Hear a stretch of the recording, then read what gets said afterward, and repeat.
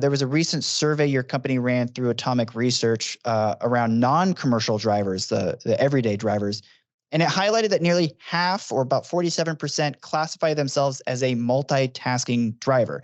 They're driving and they're eating, talking on the phone, looking in emails, social media, whatever it is, at some point during a typical drive. And despite it being a dangerous habit, 1 in 5, or like 20%, believe that they're even better at driving when multitasking. I'm curious, what were some of the top concerns for the non-commercial drivers in the survey? I mean, those stats are crazy, right? To think about half the drivers on the road are staring at their phones and go, no, this is okay. I'm good at this. No, I think the way to set the stage about this and how it relates to the broader commercial vehicle industry is that the way that we've been taught to improve fleet performance and driver safety is perfectly suited for a world that no longer exists. The stats that you just read off are objective examples of that. There's more drivers on the road nowadays, and a very large portion of them are staring at their phones or distracted in other ways. And that greatly impacts the safety of even commercial vehicles. If people are not paying attention, they're weaving around, they're cutting large trucks off, whatever it may be, it affects everyone.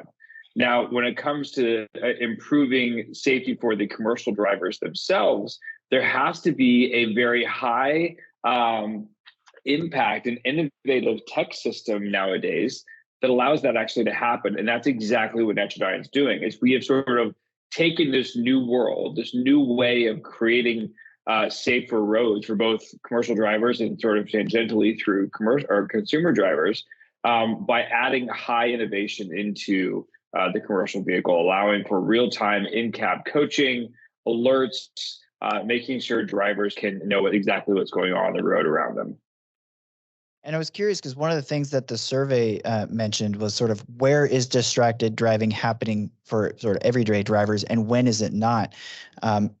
And then obviously that's different for professional drivers. I believe the survey mentioned, when they're closer to home, they're feeling more comfortable, so they're more likely to drive distracted than when not. I'm curious with the professional drivers, how does the data from like what customers are reporting to sort of this non-commercial fleet, non-commercial driver survey, what are some of the top distracted driving habits and how does it compare? Yeah. So when it comes to commercial drivers, phone usage is obviously number one. Everyone's human, regardless of what type of vehicle they drive. And so, yes, they are, curious what that text message they just received was, and or if someone's calling them, can they pick it up and look at it? Or heaven forbid, they're checking social media. But everyone's human, so there are those distractions that exist. Now, we do have systems in place that know exactly how to monitor and read those objections or objects through the artificial intelligence. But outside of distraction through the phone, we actually see a lot of distraction from like drowsy driving. And in certain industries like oil and gas, where they're hauling hazmat materials, it's an incredibly dangerous job to begin with. And that industry works very long hours. So they've seen a lot of issues with drowsy or fatigued driving. And up until recently, there wasn't a really good way to be able to monitor, or more importantly, correct the driving behavior if they are falling asleep on the road. Netrodyne had recently just released an advanced drowsy driving feature that allows the AI to sort of read the behavioral cues of a driver and be able to signal to that driver that before they're actually asleep, they are reaching a point where they may fall asleep. So it's almost like a predictive analytics situation, which is increasingly important when you've got tons of fuel you're hauling behind you that could end in a very catastrophic accident if something were to go wrong. But distracted driving, drowsy driving, definitely are the top two most distracted elements. And of course, you've got other things like eating and driving, or sometimes if you have pets in the car as well, if you take your dog along with you, which is common, and it's a great nice thing. But yes, they're crawling around in sleeper berths, and sometimes you're wondering what's going on back there. I guess 6 years ago now, but AAA estimated that these systems can prevent 63,000 truck-involved crashes, nearly 3,000 injuries, and 300 deaths every year.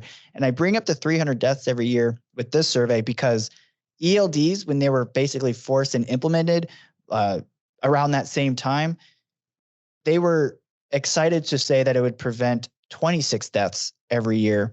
This is 10 times more, an order of magnitude more improvement in that safety tech. So this is something that obviously is going to be sticking around, if not required, moving forward, especially with how FMCSA does things. I'm curious, we know this based on the stats that this information is this type of software and cameras work. We'll touch on sort of the myths and things about that in a second, but I was curious, why? What are the benefits? Why are fleets using this tech despite, say, a driver's worrying about the technology? I think exactly what you just mentioned. The ELD mandate had great intentions, and although there were mixed feelings through the industry if it would actually work, and I think after several years of monitoring its performance, it didn't quite hit the mark exactly. Now, that doesn't mean that we can't learn from that. And I think that's exactly what this survey or this sort of research study is saying, is that by the adoption of in-cab cameras being able to monitor distracted driving like drowsiness or phone usage or whatever it may be, and then combine that with even external factors like following too close or speeding or other sort of risky driving behaviors, we really can correct that risky driving behavior in real time. That's kind of the whole thing around in-cab alerts or sort of micro coaching, is if you can alert a driver that they're doing something that they may have not realized they were doing just because it's a bad habit they haven't corrected yet, then yes, we can prevent those 63,000 accidents and those 300 deaths. I mean, that's all the whole thing we all want to do, right? Is we want to save lives, right?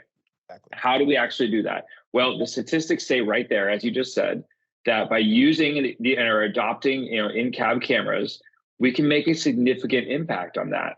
And ultimately, I think the fleets that are seeing this, or the ones that are adopting it now, are seeing exactly the stats you mentioned. In fact, we've even had some of our customers, like Amazon being a big one, who has seen a 90% reduction in risky events like speeding or following too close or stop sign compliance and things like that. They've even quoted a 50% reduction in accidents, which is great. Okay. I mean, those Amazon delivery drivers are driving through our neighborhoods where our kids play. Of course, we want them paying attention to the road.